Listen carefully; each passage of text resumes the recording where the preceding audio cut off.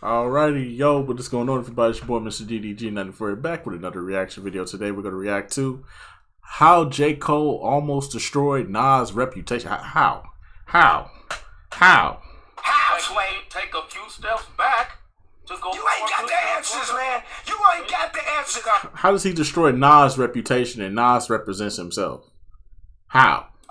J. Cole has evolved into one of rap's most prolific and biggest stars in the game. With over 40 million monthly listeners and hit songs like No Role Models, Wet Dreams, and Middle Child, it's clear that he's completely downloaded a formula to never miss. Facts. However, it wasn't always that way. Before becoming the superstar that he is today, he was a struggling artist trying to find his identity and create a hit single. In the process, he lost his direction and conformed to the industry standards. More importantly, he disappointed one of his biggest childhood idols along the way. Hi, I'm Luesta. I create weekly video documentaries of things I'm into. Today, we're going to break down how J. Cole almost completely destroyed this legendary rapper's reputation at one point in his career, and the response that Nas gave to help him save face. But before getting into the reasons J. Cole disappointed his idol, it's super important to understand just how tough his journey to the top was, as it plays a critical role in the story. Jermaine Lamar Cole, born in Frankfurt, Germany, faced a challenging upbringing. His father, an American soldier, left his mother,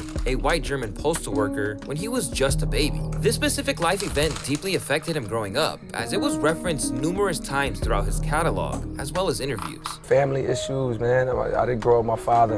You know what I mean? I feel like that's an early thing that people don't really analyze, because we get over it so quick. When you don't grow up with your father in your life, it's like it just becomes normal. But that's the ultimate attachment that's not there. That's a void in your life, ultimately, that's there. You know what I mean? As a result of being abandoned by his father, Cole's mom took him and his older brother under her wing and relocated to Fayetteville, North Carolina, which he often refers to as the Ville in his music. Cole, is you crazy that some big boots to fill? Yeah, straight out the Ville and the shoes fit well. Seen heaven, seen hell. This city was strongly connected to the military, where they resided in trailer parks and faced financial hardships. When describing what it was like to live in the city, Cole said it was looked at as the worst, most crime-ridden, and dangerous city in the state. To go outside of the city and tell someone you're from Fayetteville, it's like, oh shit. Uh-oh, that's the reputation. However, around the 5th or 6th grade, J. Cole's life took a turn for the better when his mother remarried a man in the army. This marriage brought a positive change as the family moved to a more comfortable and better quality of life in a new residence located on Forest Hills Drive, which would later serve as the inspiration and title for J. Cole's third album. Me and my brother shared a room, and when we got here, this gave me the ability to close the door. When I got my own room, I could do things like zone out to the music I wanted to hear. I could do things like rap in front of the mirror and nobody's looking and I don't feel crazy. I could do things like sit in my own thoughts and write my raps. And that's when I became way more introspective. This is the house that Cole lived in for about 7 years of his life, from age 11 to age 18. And Cole expressed in an interview with Vice that it was here where he started rapping, made his first beat, had his first girlfriend, job, and overall experienced most of his childhood. Immersing himself in the world of hip-hop, J. Cole became a devoted student of the genre. First, he spent his teenage years learning how to make beats after his mom bought him an 808 drum machine with the little money they had. And I had to figure out how to use this, and that's when I started making my own beats, writing my own songs. It all started on this machine right here. And while we know that he also harbored ambitions of making it to the league, it was the allure of the pen that was the strongest for him, as he began studying the greats of hip-hop. Tell me right now, who's your top 5? I mean, it circulates the same people, but it's hard because it's really like 6 or 7. So Pac off the top, out the gate, Nas, Big, Jay, and then that slot right there is like Eminem's, Andre. Listed as one of his favorite rappers of all time, Cole remembered how hearing Nas' sophomore record, It Was Written, was a creative turning point in his life, claiming that when he heard the song I Gave You Power was the moment he realized Nas was one of the greatest rappers to ever live. How you like me now? I go blow, it's that shit that moves crowds, making every ghetto foul. He even once tweeted how he would literally print out the lyrics to this song and hang them up on his wall, that he used to play the song Undying Love every day because he saw it as a novel, and taking a look at some of his earlier work, the influence Nas had on his sound is pretty clear. What goes around comes around, what goes up must come down. You up now, but you'll get yours somehow, someday, in some way, shape, or form. Revenge is coming, no way to escape the storm. So let's be honest. While many aspiring rappers dream of achieving success in the music industry, the harsh reality is that only a few managed to actually break through. Thankfully, J. Cole was completely aware of this fact and understood that relying solely on making music to earn a living might not be a viable option. So instead, he made a conscious decision to prioritize getting an education and creating a backup plan for his future. Instead of getting involved in the streets like most did in the dangerous city that surrounded him, he kept his head in the books and graduated high school with a 4.2 GPA in 2003, which led to the greatest opportunity yet, a scholarship at St. John's University, which is located in New York. I left my city, I left town. I went to another place that I didn't know anybody. I met kids from all over and developed relationships, and I learned so much more and I grew, and there's more experiences over here that are unique to me and a bunch of kids out there that are in school or went to school that the average rap story that we know about came from the hood, had to sell drugs, you know, which is, I respect those stories because these are my friends too, these are their stories, but I'm bringing something else. While everything was seemingly going great for J. Cole, a lot happened back home when he left for university. For one, his mother's marriage unfortunately ended, leaving her unable to sustain their home on Forest Hills Drive. As a result, the house was foreclosed upon. Tragically, following the separation, Cole's mother fell into a state of addiction to crack cocaine, influenced by a new romantic partner. Yeah, I never thought I'd see my mama on that shit, man. It's fucking with her body, now she's sick dead. So this only gave J. Cole more fuel to make it out the horrible situation he was placed in since birth.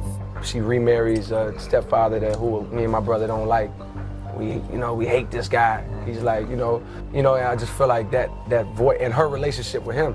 That's weird with families. It's like when your mother remarries, there's a whole new love that's given to like a new man as the kids sit around like, and we don't know it at the time. I answered that by like going in my room and like staying to myself, and my brother answered it in his own way.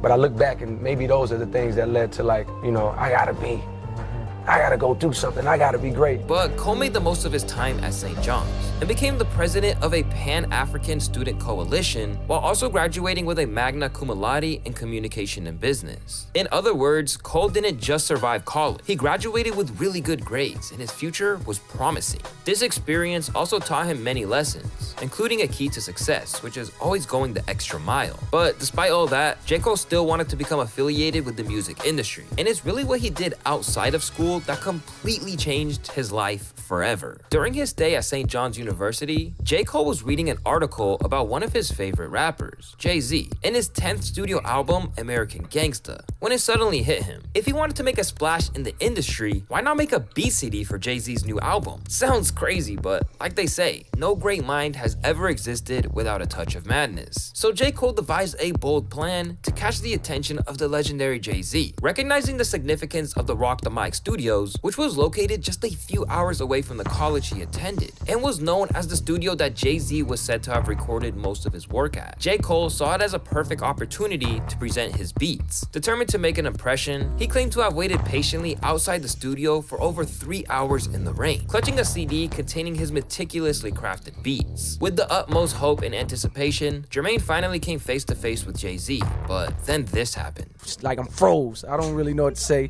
I'm like, yo, Jay, I got this for you. And he's like, man, what is that? Like, what are you doing? I'm like, yo, it's American Gangsta beat CD. I can't really speak. And he's like, man, I don't want that shit. You know what I mean? No, say it. What did he say, man? Yeah. What did he say? I don't want that shit, man. Get out to one of those guys. Like, he said it. While most people viewed this effort as a failure, J. Cole stayed committed to the grind. And Jay-Z's rejection served as one of the most pivotal moments of his career. For one, it was heartbreaking to hear that from one of his idols, and it made him doubtful of his abilities to make it into the game. On the other hand, he used the negative energy as fuel, began honing in on his craft, and released his first ever mixtape, The Come Up, in 2007. And this mixtape was a massive success for two main reasons. First off, it allowed J. Cole to build an audience and grow a fan base. But more importantly, it allowed Cole to finally catch the attention of Jay-Z. The Come Up generated enough buzz to catch the ear of Mark Pitts, which is the former manager of Biggie Smalls and the CEO of By Storm Entertainment. With Pitts' industry connections, J. Cole secured meetings with Roc Nation, Jay-Z's record label. Jay-Z recognized J. Cole's potential and signed him as the first artist on Roc Nation in 2009, and the rest was history. From here, all Cole had to do was simply put out music and keep growing the brand. But this gift gift didn't come without its curse. And Cole would soon realize the rappers he used to look up to were not what he thought they'd be. Getting his foot in the door was only the beginning. Following the come up, he would go on to release 2 additional mixtapes, The Warm Up and Friday Night Lights. And till this day, some people, like myself, claim that he hasn't topped these bodies of work since he dropped them. That's how good they were. These projects helped him build a huge buzz. He started gaining tons of industry connections, was invited to multiple interviews, got his freaking teeth fixed, and was even being mentioned in Mac Miller's songs, which was pretty huge at the time. And who could forget the time he posted this tweet in 2009, where he was thankful for having 502 followers. Even Cole himself reflected on how people began comparing him to his idol, Nas. He said, Cole, a little birdie told me on the low, you got an Illmatic. Nobody touching Nas, nigga, that's more like Philmatic. But despite his meteoric rise to success and being able to put out 2 banger projects that was pretty well received from his audience, this wasn't what J. Cole envisioned. Instead, he was dying to release his first album. However, without a hit single, these projects were only considered as mixtapes, which, if you aren't familiar, are basically projects that are made solely to generate more buzz and are not treated as completed debut projects, as they are put out to the public for free. They also usually contain a bunch of songs with uncleared samples, so there's no way to fully monetize them. After all, everyone knows that the most important ingredient of a successful album is a great single. More specifically, a song that takes the radio by storm. For example, Kendrick's Good Kid, Mad City had the track Swimming Pools, and Drake's Take Care had Hell Yeah Fucking Right, and so on. With that being said, producing a radio hit is extremely rare, especially for an up-and-coming rap star like J. Cole. But Jay-Z was committed to helping Cole crack the secret formula.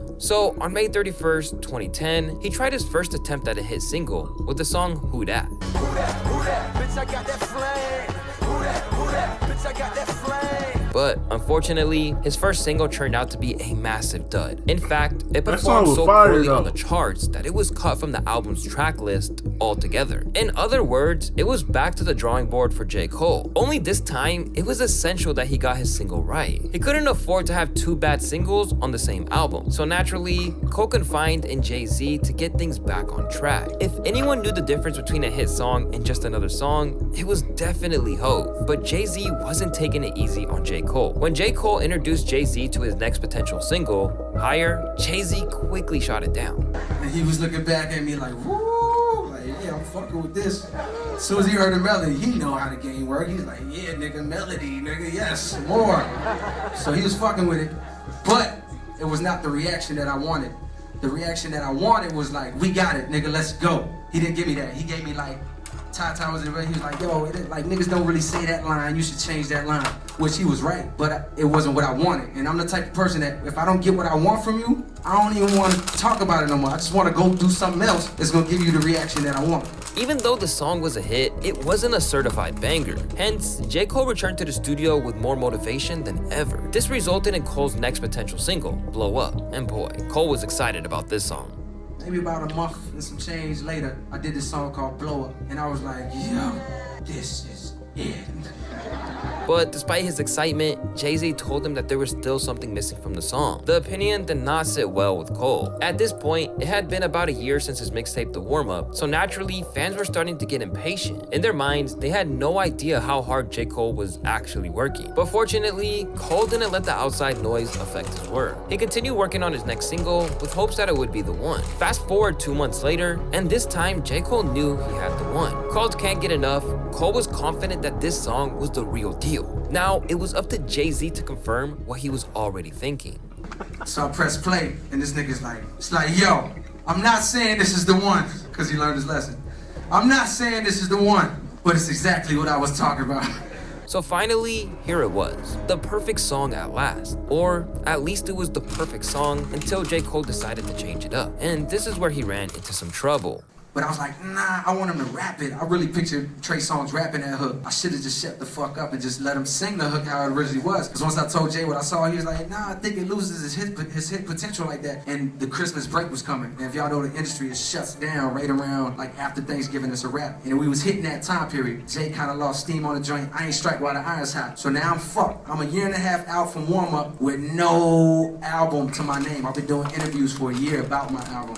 Just when it seemed like J. Cole finally caught his big break, everything came tumbling down. It was now 9 months since the warm-up, and Cole knew his time was running out. That said, the next 6 months were even worse. As Cole continued to write music, he became more and more absorbed in his mental state. His songs became more depressing, and it became less likely that he would strike gold. However, I don't have a single, and the next 6 months of my life was like literally hell, which is what this album kind of is about. Going through hell, trying to make it to heaven.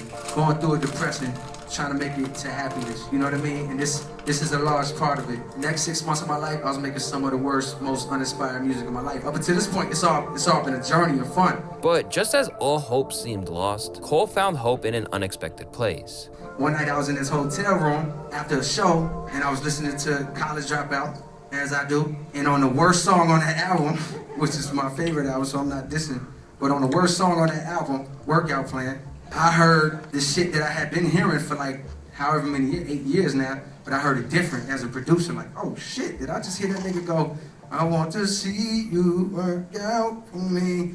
Do, do, do, do, do, do. My producer, my instinct was like, oh shit, no, I already know what I'm gonna do. Ran, grabbed my laptop, looped it up, made a rough version of the beat right there in the hotel room. By the time I got back to New York, a few days later, I had Workout. And thus, the song Workout was created. Good thing. I'm going to see you again. But is it a good thing? Even Jay-Z approved the single this time around. Now, it was just a waiting game to see how the song performed, although it didn't take long before it became a vast success. Following the release, Workout made its way all the way to number 13 on the Billboard Hot 100. After countless hours and tons of perseverance, it seemed like all of J. Cole's hard work was finally paying off. However, it wasn't all sunshine and rainbows. Shortly after the release, J. Cole received a phone call from his mentor and world-famous producer, No ID, during which No ID reveals some devastating news to J. Cole. And he's like, yo, I'm gonna tell you the truth. He was like, I'm gonna tell you the truth, man. I was in the studio with Nas, and we was talking about you, man, and he was like, yo, why did he do that? Why did he put out that song? Don't he know he's the one? For reference, this wasn't just some average Joe's opinion. This was coming from the rap legend himself, Nas, widely regarded as one of the greatest rappers to ever live, and arguably dropped one of the greatest hip-hop albums of all time, Illmatic. Cole seemingly disappointed the person he once idolized, listened to his songs every day, and the exact artist who he admittedly studied his craft to create a blueprint for his own sound musically. So naturally, J. Cole wasn't happy that Nas called him out. There's very few greats that I studied and I still continue to study, and Nas is obviously one of them. It's obvious. I really had his lyrics printed on my wall. I used to have a site, it was called Ola. Original hip hop lyrics, whatever. Somebody know.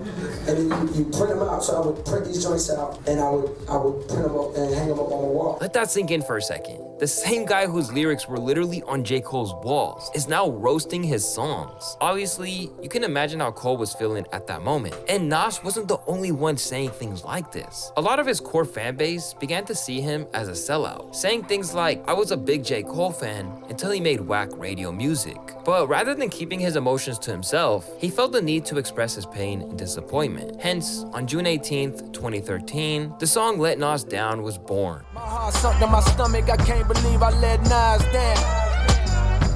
I got defensive on the phone, resentment was in my tone. While the song isn't J. Cole's most popular song, it may go down as one of his more deeper and vulnerable cuts. In the song, he acknowledges all of the ups and downs from the past 2 years of his life. In the first verse, he raps, Hov asking where's the record that the radio could play, and I was striking out for months, ninth inning feeling fear, Jeter under pressure, made the biggest hit of my career. In other words, Cole was recapping his struggle to come up with his first hit single, and the pressure he felt from the label and fans who were eagerly waiting for a single. Before J. Cole then goes on to rap, Dion called me when it dropped, sounding sad but sincere, told me Nas heard your single and he hate that shit, said you the one, yo, why you make that shit? In addition, Cole would also call out Nas for being hypocritical for the fact that he too, at one point, conformed to the industry standards and made radio records, like the song titled You Owe Me. I couldn't help but think that maybe I had made a mistake. I mean, you made You Owe Me, dog. I thought that you could relate. But believe it or not, Cole didn't intend to shed Nas in a negative light. Instead, he just wanted to pour out his heart to his fans and help Nas understand the gravity of the situation. The song is amazing as well, and the production was on point, and it's arguably the best song on the entire album if we're keeping it a buck. So despite shedding Nas in a negative light, Cole is also expressing his admiration for him, After all, he isn't blaming Nas for his opinion, he's just disappointed. But the million-dollar question still remains. How did Nas feel about the song? Cause, let's face it, he probably lost a lot of fans for critiquing Cole's hard work and successful single. But contrary to popular belief, Nas wasn't upset with the song. In fact, he actually enjoyed it and respected J. Cole for speaking the truth. Soon afterward, Nas responded with his own remix of the song, titled Made Nas Proud. And shortly after did a collab with Cole on Vibe magazine to squash the beef up. Radio records are needed. I just wanted to bring the warning, global warming to that cold world you was breathing. That's some advice I never got. If I don't sell another record, I just steady rock. He also gave J. Cole his own shout out on social media. In a Twitter post from June 22nd, 2013, Nas stated, "You made me proud, man." Since then, he's also doubled down on his stance. In 2021, he even went as far as to compare J. Cole to notable rappers such as himself, Biggie, and Jay-Z. Shoulda did that remix verse on Gimme the Loot for Biggie. Me, Jay, and Frank White is like Cole, Drizzy, and Kent. This proves once and for all that Nas is a big fan of J. Cole. But sometimes being someone's biggest fan also means to be their biggest critic. However, it is always good to speak your mind. Or are there specific times and places for constructive criticism? I'm gonna let you guys be the judge of that. Either way, Nas and J. Cole will forever go down as two rap icons who wear their hearts on their sleeve. But if you like stories like this, you'll definitely like the last video I made on the screen. Till next time, guys, make sure you like and subscribe. Yeah. Yeah, I you know what? Some would say I'm a casual. And you can call me a casual. I don't really care. I like music, I listen to music. You know what I'm saying? I like workout plan. I'm not workout plan, but I like workout. I like Who Dat more. I thought Who Dat was a banger.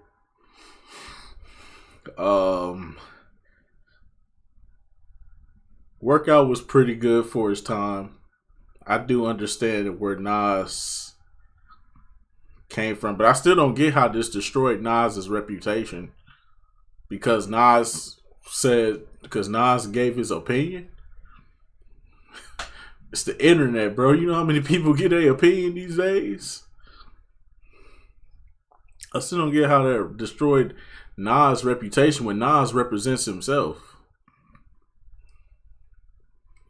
But I did appreciate that. I think Born Sinner is an underrated album. Born Sinner is an underrated J. Cole album. Not his best.